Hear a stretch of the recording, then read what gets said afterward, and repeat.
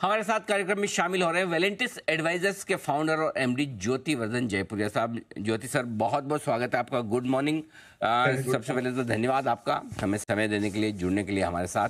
आइए एक बार जरा राय आपसे बाजार पर ही ली जाए। जो डर था अमेरिकी बाजारों से और अमेरिका की इकोनॉमी से कि कहीं मंदी में जा सकती है, क्या माना जाए सर वो डर अब खत्म है? ग्लोबल मार्केट्स आपको कैसे दिख रहे हैं? क्या डायरेक्शन वहाँ से हमें लेना चाहिए? तो देखिए अनिल जी, सब जगह मार्केट बहुत अच्छा किया है कोविड के बाद।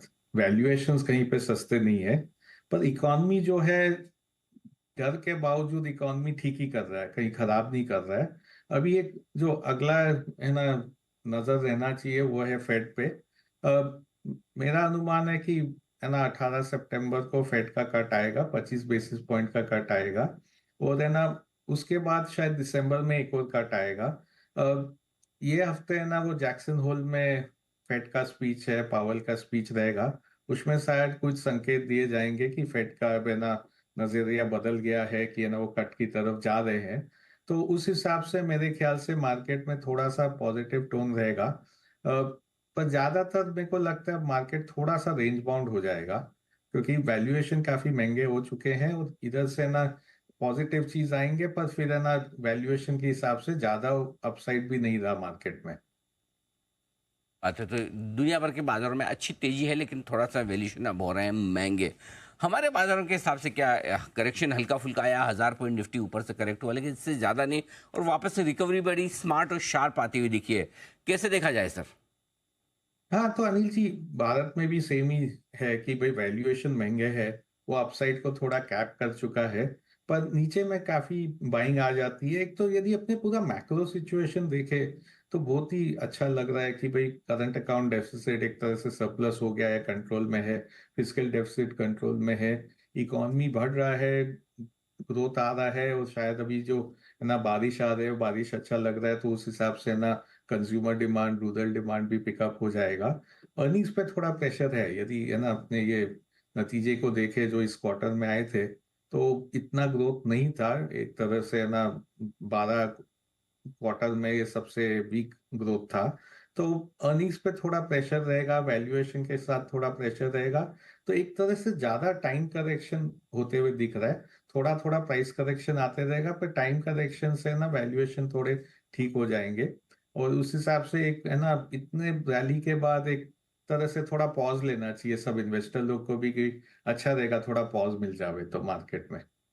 ओके, थोड़ा पॉज मिले तो ज़्यादा बेहतर है, ताकि वैल्यूएशन कंफर्ट भी आ जाए। मार्केट थोड़े से महंगे ज़रूर है, लेकिन इस महंगे मार्केट में भी ज्योति सर सेक्टोरल चर्निंग काफ़ी ज़बरदस्त चल रही है। तो ये बताएं जरा, कौन से सेक्टर्स अब आपके प्रीफर्ड हैं, स्पेशली रिजल्ट सीजन खत्म होने के बाद? रिजल्ट सीजन कैसा लगा, और इस रिजल्ट सीजन के बाद किन सेक्टर्स पर आपको मजबूती और किन में कमजोरी नजर आती है? तो ये रिजल्ट सीजन के बाद मैं आपको दो बताता हूँ। एक जहाँ पे नतीजे अच्छे थे, जहाँ नतीजे अच्छे नहीं थे। हम लोग जो अच्छे लग रहे हैं हम लोग को, फार्मास्यूटिकल हम लोग के ना फेवरेट है पिछले 6 महीना से। वो वहाँ पे अभी भी अच्छा लग रहा है, नतीजे अच्छे थे। वहाँ पे ना वैल्यूएशन इतने महंगे नहीं है। और जो इनका यूएस जेनरिक्स है, वो वहाँ पे ना प्राइसेस काफी कम हो चुका है। पर वहां से अब ज्यादा नीचे नहीं जाना चाहिए। तो उस हिसाब से जो लॉस हो रहा था यूएस जेनरिक्स में, वो अब बंद हो जाएगा। तो अगले 2-3 साल में यहाँ पे 15 से 20% अर्निंग्स ग्रोथ आएगा। और उस हिसाब से यहाँ पे रिटर्न बनेगा। दूसरा सेक्टर है जो हम लोग का ऐसे कई दिन से फेवरेट रहा है, कैपिटल गुड्स। वो अभी भी नतीजे बहुत अच्छे आए। वहां पे थोड़ा वैल्यूएशन का डिस्कम्फर्ट है।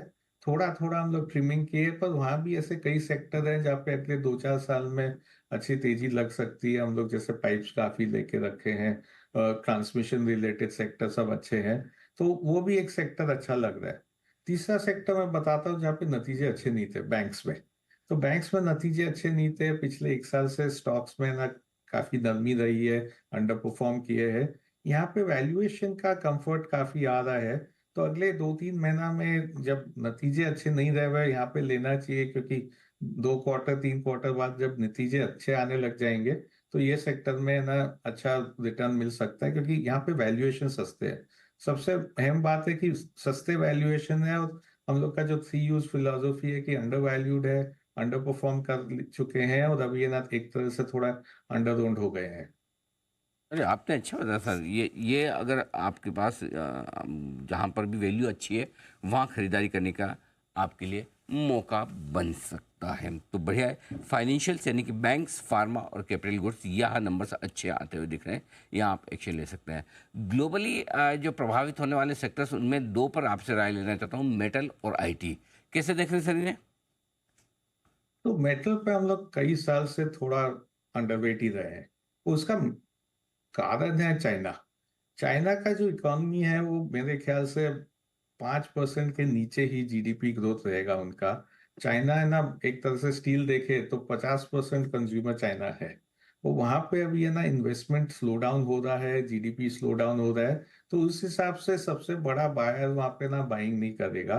तो हम लोग है ना मेटल से दूर ही रहते हैं कि भाई चाइना जब है ना वीक रहेगा तो मेटल में वीक रहना चाहिए। आईटी थोड़ा इंटरेस्टिंग है।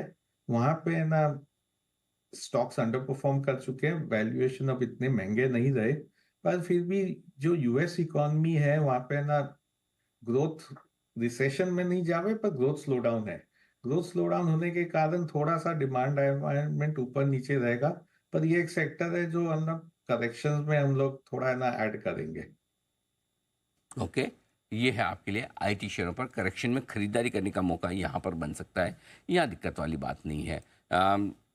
एक और चीज़ जिस पर मैं राय लेना चाहता हूँ आपसे, वो है जिन सेक्टर्स को हम कंजम्पशन के हिसाब से हमारे बाज़ारों से देख रहे हैं, वो है एफएमसीजी, और इस कमज़ोर बाज़ार में भी एफएमसीजी ने काफ़ी सहारा दिया।